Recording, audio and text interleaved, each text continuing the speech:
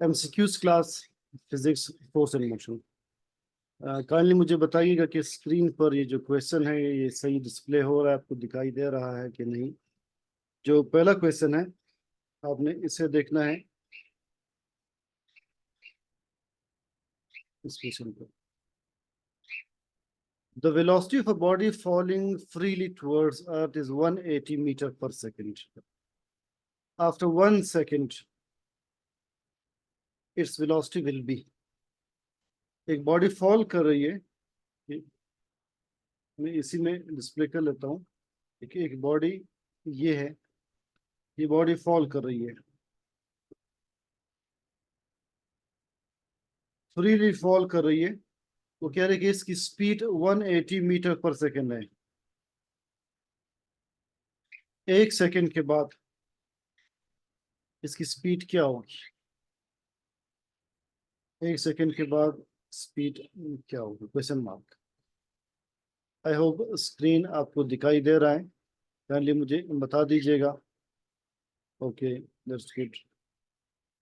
अब ऑप्शंस है: ए 100 metre per second, B 190, सी 210, D 170, ई 220।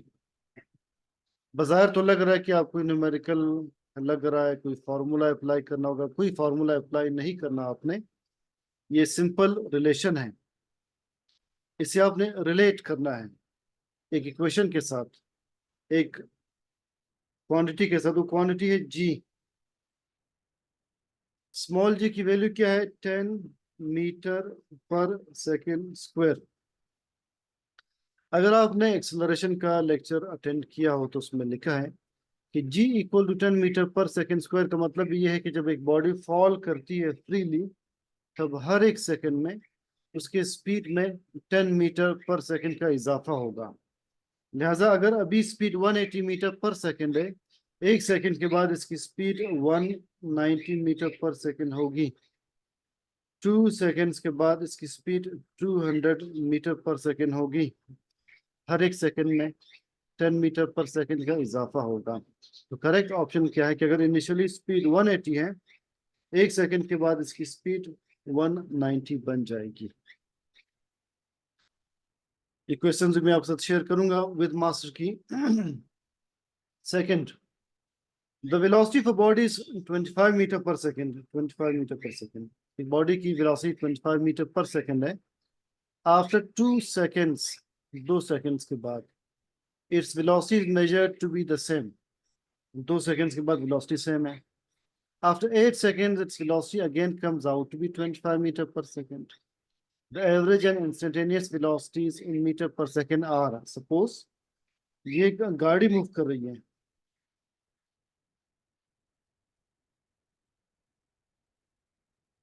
ये गाड़ी मूव कर रही है। वो कह रहे कि इनिशियल वेलोसिटीज की 25 मीटर पर सेकेंड है, अभी 25 मीटर पर सेकेंड की स्पीड से जा रही body.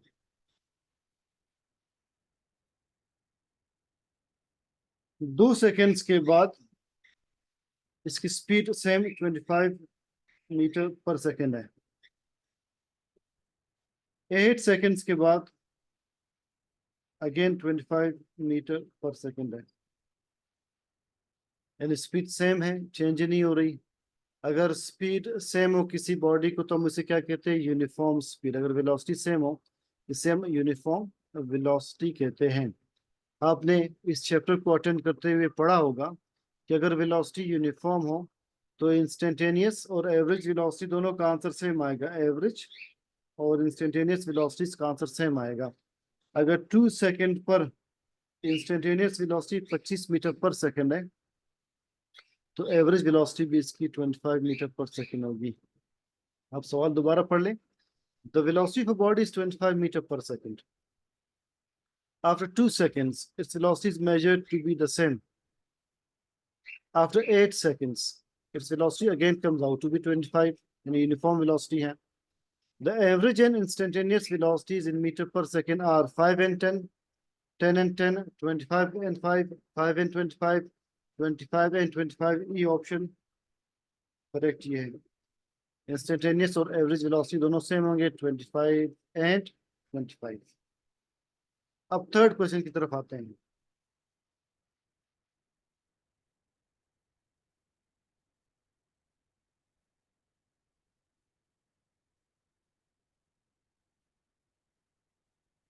See this third question.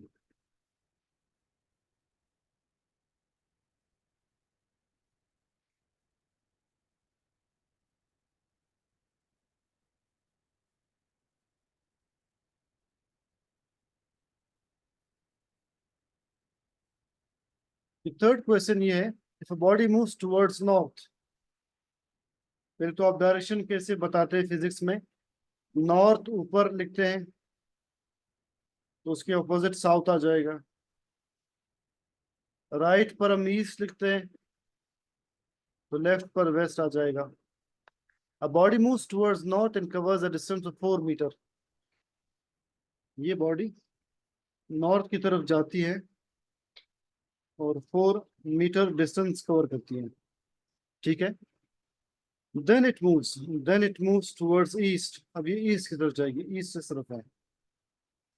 And covers a distance of 3 metres. अभी बॉडी 3 मीटर डिस्टेंस कवर करती है, पहले 4 मीटर डिस्टेंस था, अब 3 metre. And then it moves along another part towards south. South नीचे है, ये साउथ, तो साउथ की तरफ आती है body and covers a distance of 4 metre again.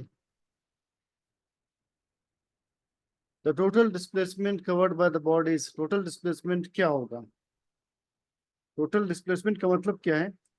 Initial और फाइनल पॉइंट्स के दरमियान शॉर्टेस्ट डिस्टेंस। ए इनिशियल पॉइंट है, बी फाइनल पॉइंट है, तो शॉर्टेस्ट डिस्टेंस क्या होगा? ये होगा। ये डिस्टेंस कितना बन रहा है? ये डिस्टेंस बन रहा है 3 मीटर। करेक्ट ऑप्शन 3 मीटर का होगा। तो आप ऑप्शंस देख लें, A 4 metre, B 11 metre, C 3 metre, D 12, E 15। देखिए 3 मीटर का ऑप्शन सही है, C option is correct option. उन्होंने कहा कि ए से बॉडी मूव कर रही है, 4 मीटर ऊपर जा रही है नॉर्थ की तरफ, फिर 3 मीटर ईस्ट की तरफ, फिर 4 मीटर वेस्ट साउथ की तरफ। अब डिस्प्लेसमेंट क्या होगा? 3 मीटर होगा। अब पॉइंट नंबर 4 देख लिया, क्वेश्चन नंबर 4। आई होप ये क्वेश्चन आपको क्लियर है। अगर इसमें कोई कंफ्यूजन हो आप बता सकते हैं। क्वेश्चन नंबर 4 देखते हैं।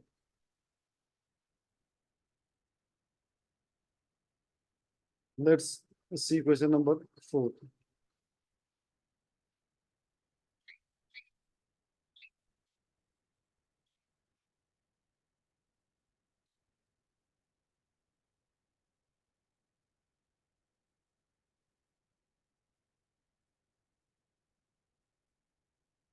क्वेश्चन नंबर 4 ये है, brakes are applied to a moving car. Brakes are applied to a moving car, the direction of acceleration is. मैंने एक्सेलरेशन के लेक्चर में वो बताया है आपको, जब भी एक बॉडी मूव कर रही हो और ब्रेक्स अप्लाई हो तो कौन सा एक्सेलरेशन प्रोड्यूस होगा? पॉजिटिव एक्सेलरेशन या नेगेटिव एक्सेलरेशन? देखिए बॉडी मूव कर रही है राइट की तरफ, ब्रेक की फोर्स इसे स्टॉप कर रही है, इसकी स्पीड कम करने के लिए अप्लाई करते हैं। तो अब जो एक्सेलरेशन प्रोड्यूस होगा वो एक्सेलरेशन क्या होगा? अब इस डायग्राम को मद्देनजर रखकर अब देख ले। एक्सेलरेशन हमेशा फोर्स की डायरेक्शन में होता है, याद रखें, इसी डायरेक्शन में होता है, इस डायरेक्शन में फोर्स होती है। अब आप ऑप्शंस देख लें, सवाल दोबारा मैं पढ़ लेता हूँ। Brakes are applied to a moving car. The direction of acceleration is A, opposite to the direction of applied force. A गलत है। B, along the direction of velocity. velocity की डायरेक्शन में नहीं, velocity की डायरेक्शन में नहीं है वो, तो velocity के अगेंस्ट आ रही है acceleration। C, opposite to the direction of velocity.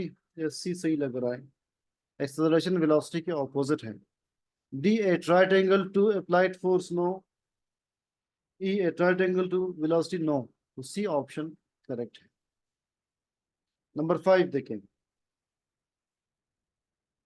All of the following statements about displacement are true except that। displacement के बारे में जो गलत स्टेटमेंट है वो आपने पिक करनी है। पहला ऑप्शन बता रहे हैं, a displacement is the shortest distance between any two points. बिल्कुल सही है, ठीक है। इसमें कोई डाउट नहीं है, डिस्प्लेसमेंट शॉर्टेस्ट डिस्टेंस है। B, displacement is a change in the position of a body in a particular direction. Yes, it is change in the position of a body in a particular direction, भी सही है। वो कह रहे कि आपने गलत स्टेटमेंट बतानी है। C, if a body moves along a curve, displacement is along the path of motion. ये तो डाउटफुल है, हम पहले ड्रॉ करते हैं। एक बॉडी ए से मूव कर रही है बी की तरफ अलोंग अ कर्व्ड पाथ, तो body along the curve move कर ले तो डिस्प्लेसमेंट क्या होगी? डिस्प्लेसमेंट ये होगी शॉर्टेस्ट डिस्टेंस। अब ये सी स्टेटमेंट देखिए, C, if a body moves along a curve, displacement is along the path of the motion. No, displacement path के अलोंग नहीं है, पाथ तो कर्व पाथ है, पाथ तो ये है। इस केस में डिस्प्लेसमेंट पाथ से डिफरेंट आ रहा है, तो सी ऑप्शन ही आपने सेलेक्ट करना है। ये ऑप्शन गलत है, कह रहे कि डिस्प्लेसमेंट के बारे में गलत स्टेटमेंट पिक करें। D option, if covering some distance a body returns to the initial point its total displacement is zero। yes, एक बॉडी अगर यहाँ से मूव करे वापस यहाँ पर आ जाए, हमने पढ़ा है कि डिस्प्लेसमेंट जीरो होगी, ऑप्शन भी सही है। तो 5 का 3 स्टेटमेंट्स सही है, एक स्टेटमेंट गलत है जो हमने पिक करके उसी को मार्क किया है। नंबर 6, क्वेश्चन नंबर 6 देखते हैं।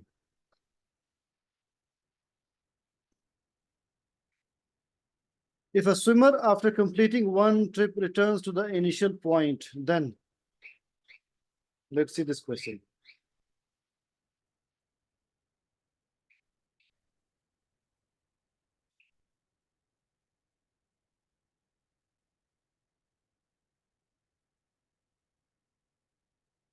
क्वेश्चन नंबर 6 देखें।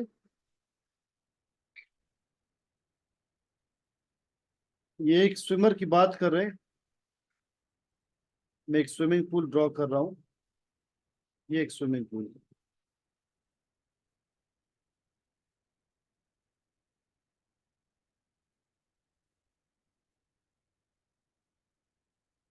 एक स्विमर एक कंप्लीट राउंड ट्रिप कंप्लीट कर लेता है, यहां से मूव करके पॉइंट ए से वहां जाकर वापस ए पर आ जाता है, जहां से उसने स्विमिंग स्टार्ट की थी वहीं पर वापस आकर रिटर्न कर रहा है।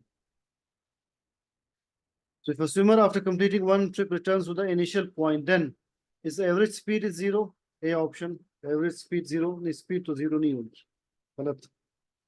His average displacement is not zero, displacement zero होगी, ये भी गलत है, displacement तो zero होनी चाहिए। तो बॉडी वापस अपनी जगह पर आ रही है, डिस्प्लेसमेंट जीरो होगी। स्पीड क्यों जीरो नहीं होगी? इसलिए कि speed depends upon distance, body ने डिस्टेंस ट्रेवल किया है, डिस्टेंस काउंट होगा, डिस्प्लेसमेंट जीरो होगा, हमने पढ़ा है। C, is average velocity zero, average velocity zero, ये सही है, वेलोसिटी जीरो होगी। वेलोसिटी क्यों जीरो होगी? इसलिए कि वेलोसिटी डिपेंड्स अपॉन डिस्प्लेसमेंट, जब डिस्प्लेसमेंट जीरो होगा तो वेलोसिटी जीरो होगी। D, path is parabolic. No, कोई रिलेशन ही नहीं है।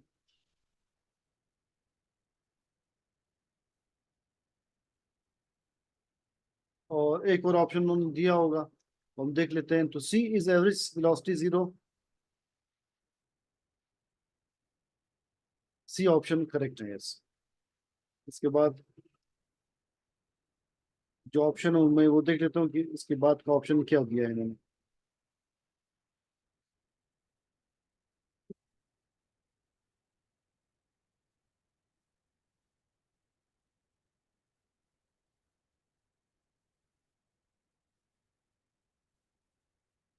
इसके बाद का ऑप्शन ये देखिए, ये है,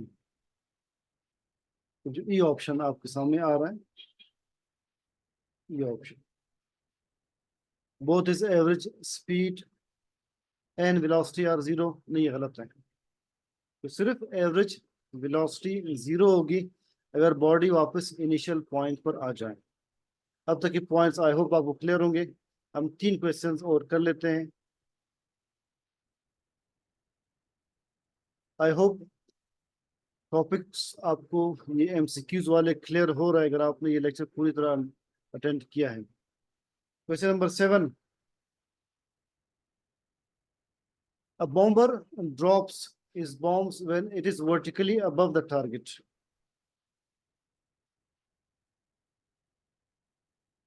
it misses the target. This is because of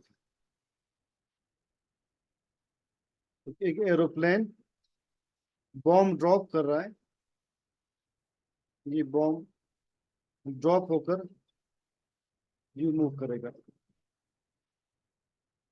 अब जो टारगेट, जिस टारगेट पर उन्होंने गिराया था वो टारगेट ये था,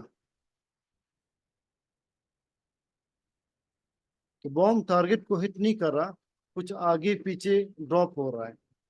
ऐसा क्यों होता है, वजह क्या है? अब वजूहात देख लिया ऑप्शंस में, तो क्यों मिस कर रहा है? Because of zigzag motion of bomb. Bomb zigzag तो नहीं मूव कर रहा, जिगजैग तो इसे कहते हैं, जिगजैग तो नहीं मूव कर रहा। Projectile motion of bomb, yes, bomb projectile motion show कर रहा है, मोशन इन 2 डायमेंशन शो कर रहा है। सी वर्टिकल मोशन ऑफ बॉम्ब, गलत। D horizontal motion of bomb, गलत। तो अपने प्रोजेक्टाइल मोशन की वजह से बॉम्ब उस टारगेट जो है वो मिस कर रहा है, इसलिए कि एट अ टाइम ये हॉरिजॉन्टल वेलोसिटी भी शो कर रहा है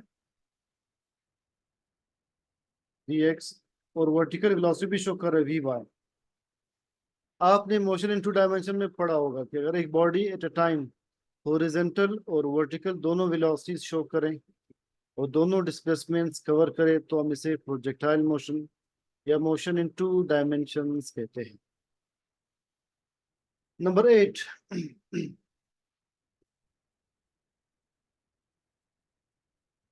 for a particle moving in a horizontal circle with constant angular velocity, एक बॉडी सर्कल में मूव कर रही है, इसकी एंगुलर वेलोसिटी कांस्टेंट है, एंगुलर वेलोसिटी, लीनियर वेलोसिटी नहीं, एंगुलर वेलोसिटी कांस्टेंट है, बॉडी सर्कल में मूव कर रही है,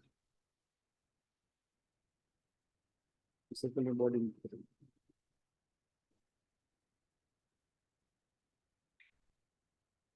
अब ऑप्शंस,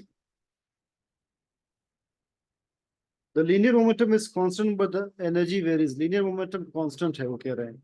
लीनियर मोमेंटम कांस्टेंट नहीं हो सकता सर्कुलर मोशन में, इसलिए कि momentum means mass into velocity, velocity इस केस में वेरिएबल है, वेलोसिटी की डायरेक्शन यहाँ पर ये है, फिर वेलोसिटी की डायरेक्शन ये होगी, फिर वेलोसिटी की डायरेक्शन ये होगी, हर पॉइंट पर वेलोसिटी की डायरेक्शन चेंज हो रही, तो वेलोसिटी वेरिएबल है, इसलिए मोमेंटम वेरिएबल होगा, मोमेंटम सेम नहीं है। Number 2, the energy is constant but linear momentum varies, ये स्ट्रॉन्ग पॉइंट है।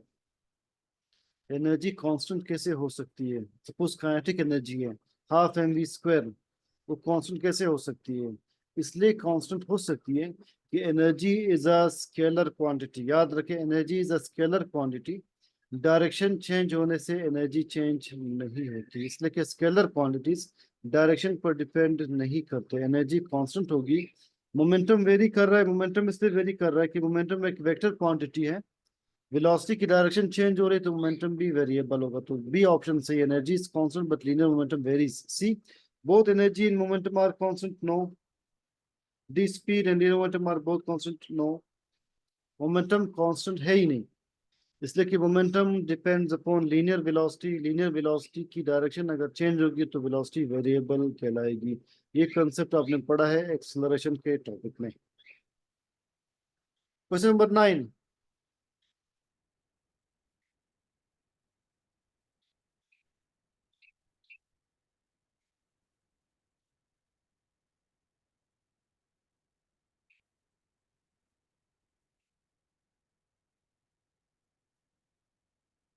क्वेश्चन नंबर 9 ये है, the two projectiles A and B are thrown at an angle of 30 and 60 respectively.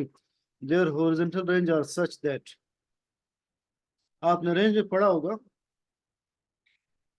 कि अगर दो बॉडीज एक 60 के एंगल पर थ्रो किया जाए, एक 30 के एंगल पर, एक 30, एक 60, दोनों के हॉरिजॉन्टल रेंजेस सेम होंगे, दोनों एक जगह स्ट्राइक करेंगे, ये रेंज दोनों की सेम होगी, 30 और 60 पर रेंज सेम आती है। तो ऑप्शन देखिए, A has a greater range than B, no. B has a greater range than A, no. Both have same range, yes. Both have zero range, no. दोनों का रेंज सेम है। Number 10, four projectiles are thrown upwards at different angles. Height reached is maximum in case of projectile thrown at an angle of 30, 45, 50, 60. आपने इस topic में पढ़ा होगा कि 60 के एंगल पर रहे हाइट मैक्सिमम होती है, 45 पर भी हाइट कम होगी, रेंज ज्यादा होगा। ठीक है, तो रेंज मैक्सिमम होती है 45 पर, हाइट मैक्सिमम होती है कहाँ पर,